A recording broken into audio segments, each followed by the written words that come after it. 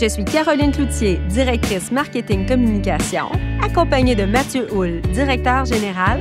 Nous sommes thanatologues, passionnés de coopération et du domaine funéraire. Vous écoutez le balado de la coopérative funéraire du Grand Montréal. Alors aujourd'hui, on va discuter d'arrangement préalable, qui est connu aussi sous le terme de préarrangement funéraire. Donc, qu'est-ce qu'un préarrangement funéraire et pourquoi les gens font un préarrangement funéraire?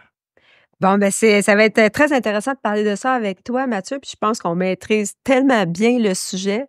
Tout d'abord, un contrat d'arrangement préalable, ce que c'est d'acheter des biens et des services au prix d'aujourd'hui, mais qu'on va utiliser dans le futur. Exactement. Et il y a de nombreux avantages, hein? On va en parler. Il y en a beaucoup, ça permet tout d'abord de prévoir l'ensemble des services. Quand on parle de services, qu'est-ce que c'est? Si une personne peut prévoir son temps d'utilisation du salon, mais également, c'est important, ça leur permet de déterminer quelles sont leurs volontés funéraires. Ils peuvent décider à ce moment-là. J'insiste, puis je en profite pour le dire là, c'est toujours important aussi d'en discuter avec les membres de sa famille. J'étais probablement d'accord avant de faire ces choix-là. C'est toujours bon de partager avec les enfants quand on en a avec nous. Ben, en tout cas, on le recommande fortement d'en parler avant. Et généralement, ça suscite des réactions chez les enfants. Sûr. Ils vont dire, ben voyons, maman, tu te sens-tu malade? Mais ça n'a pas de rapport avec la maladie. Les gens qui viennent faire des arrangements préalables, il y en a qui sont en très bonne santé, mais justement, comme tu as mentionné, ils veulent s'assurer de faire respecter leur volonté, choisir leur entreprise funéraire de leur vivant. Alors, c'est important, ça. Exactement. Ils choisissent le lieu. Ils choisissent, comme tu l'as bien dit, leur entreprise, leur coopérative où ils désirent que ça ait lieu. Et ensuite, les services qu'ils désirent. Par exemple, est-ce qu'ils désirent être exposés? Est-ce qu'ils désirent qu'il y ait une crémation au moment de leur décès? Le temps d'accueil, la cérémonie. Il y a énormément de détails et de services qui peuvent être choisis d'avance. De là, l'importance aussi qu'il y ait eu la discussion, s'assurer que les enfants ou les proches sont à l'aise avec les choix, puis que tout va se faire dans le respect des volontés et du choix de tous. Et depuis quelques années aussi, Mathieu, il y a une case à cocher sur les contrats d'arrangement préalable pour le respect des volontés. Oui. Ça fait pas si longtemps que ça existe, ça. Les gens peuvent mentionner qu'ils désirent que leur volonté, leur choix soient respectés. Je fais un petit bémol, toujours au niveau légal, il reste toujours une possibilité à l'exécuteur testamentaire d'effectuer des modifications s'il y a lieu. Des fois, tu l'as bien dit tantôt, des arrangements préalables peuvent être faits. Les gens sont relativement jeunes, sont en pleine santé. Des fois, le décès peut survenir 25 ans plus tard, après que les arrangements aient été faits. Et ça comporte des avantages financiers quand on fait un arrangement aussi d'avance. Très important. Il y a deux avantages. Le premier, deux ou trois que je peux te mentionner, c'est l'aspect financier. Une fois que les frais sont payés, par exemple, en 1995, puis le décès survient en 2015, les frais et services prévus à l'époque, les prix ne changent pas. C'est pour ça qu'au niveau de la législation, c'est très strict. Les montants sont déposés en fiducie. Donc, c'est pour permettre de rapporter un certain montant qui évite qu'il y ait une augmentation, qui empêche toute augmentation de prix sur les services déterminés. Et en plus, avec les sommes d'argent déposées en fiducie, ça fait que c'est totalement sécuritaire. 100 aussi. Le montant est déposé en fiducie. C'est pas un montant qui s'en vient dans le compte là, de la coopérative funéraire. C'est déposé en fiducie au nom de la personne. C'est très strict dans les possibilités de retrait. Donc, entre autres, la possibilité qu'il y ait un retrait, c'est au décès. Donc, on fournit une preuve que la personne est décédée afin de pouvoir avoir accès aux fonds qui ont été déposés en fiducie. Puis on parlait tantôt qu'il y a peut-être une possibilité de modification. Bien, ça aussi, ça nous permet d'avoir accès à la fiducie. Je donnais l'exemple tantôt que si l'arrangement est fait depuis une vingtaine d'années, c'est possible que certains mœurs aient changé. Eh oui. La famille est moins grande, donc il peut y avoir des ajustements qui sont faits à ce moment-là. Mais on l'a parlé, les gens qui désirent modifier leurs arrangements dans le temps, c'est possible. Et c'est sans frais en plus, hein? On paye la différence s'il y a des coûts supplémentaires, mais les gens peuvent venir faire un avenant facilement. Un des gros avantages de faire ces arrangements, préalable avec une coopérative funéraire, c'est la possibilité de pouvoir transférer son arrangement d'une coopérative à l'autre parce que les coopératives, ensemble, elles se sont donné une entente de réciprocité. Et ça, c'est vraiment unique. Si on était avec une autre entreprise funéraire, il faudrait annuler son contrat. La plupart des entreprises chargent une pénalité de 10 et là, racheter au prix du jour dans sa maison funéraire d'accueil. Donc, avec les coopératives, on transfère, c'est la même fiducie, on travaille tous avec Fiducie Desjardins. Hein, c'est de l'intercoopération. Desjardins étant une coopérative financière. Alors ça c'est majeur comme avantage.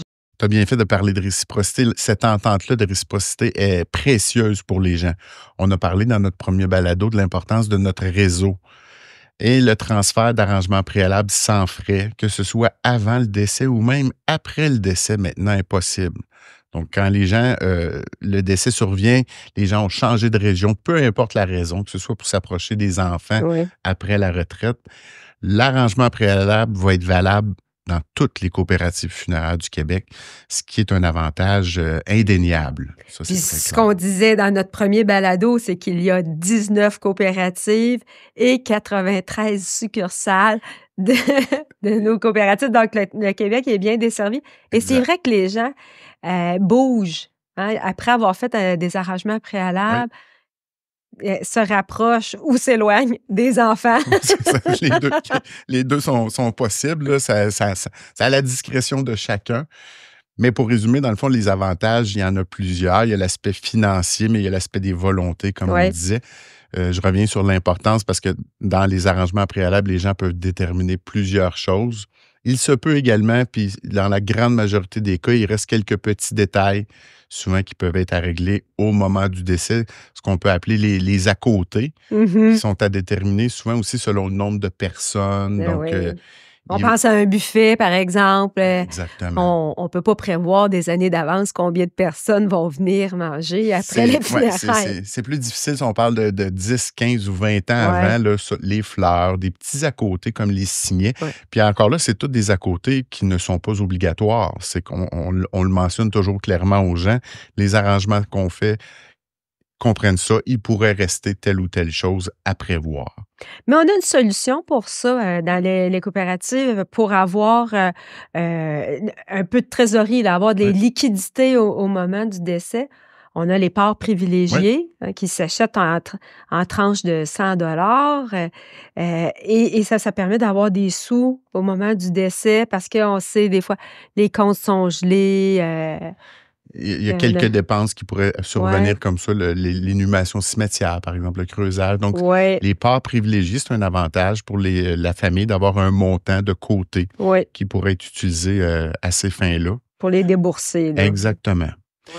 On parle beaucoup d'argent, on parle de fiducie, puis tout ça. Je tiens à rappeler à tout le monde, à mentionner que les lois sont très strictes. Dans le fond, on est régi par la loi de l'Office de la protection du consommateur qui détermine l'ensemble des règles de gouvernance qu'on a à faire avec les arrangements préalables, mais également lors de la vente d'arrangements préalables.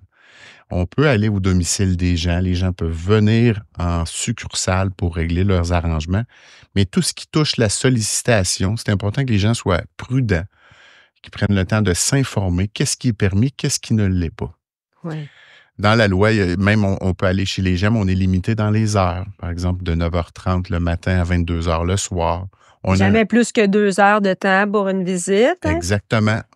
On ne peut pas faire du porte-à-porte. On ne peut pas solliciter les gens. Donc, faut que le rendez-vous soit pris un certain temps avant la rencontre. Oui, un bon 24 heures. Exact. Et le conseiller doit obligatoirement s'en aller à la demande des gens. Si une personne ne veut pas conclure un arrangement, demande que le conseiller quitte, il doit quitter. Exactement. Et ce conseiller-là doit se présenter à domicile avec une carte ayant sa photo puis son identification. C'est très, très bien régi, mais il faut dire... Il y a eu des abus dans le passé. C'est pour ça que maintenant, la loi puis les règlements sont aussi bien encadrés par l'Office de la protection du consommateur. Puis il ne faut pas que les gens hésitent à poser les questions, puis à vérifier et à s'informer. C'est excessivement important. On parlait dans notre premier balado encore de transparence, d'équité. C'est important que les gens vérifient, s'informent comme il faut pour qu'ils aient les bonnes informations justement pour la suite des choses. Vous écoutiez le balado de la Coopérative funéraire du Grand Montréal avec Caroline Cloutier et Mathieu Houle. Pour alimenter nos discussions ou entendre parler d'un sujet en particulier, écrivez-nous vos idées à accueil@cfgm.coop. Pour écouter nos prochains balados, suivez-nous sur la page Facebook de la Coopérative funéraire du Grand Montréal. Vous souhaitez devenir membre ou vous avez des questions à nous poser? Communiquez avec nous au 1-877-677-2230 ou visitez notre site web au cfgrandmontréal.com.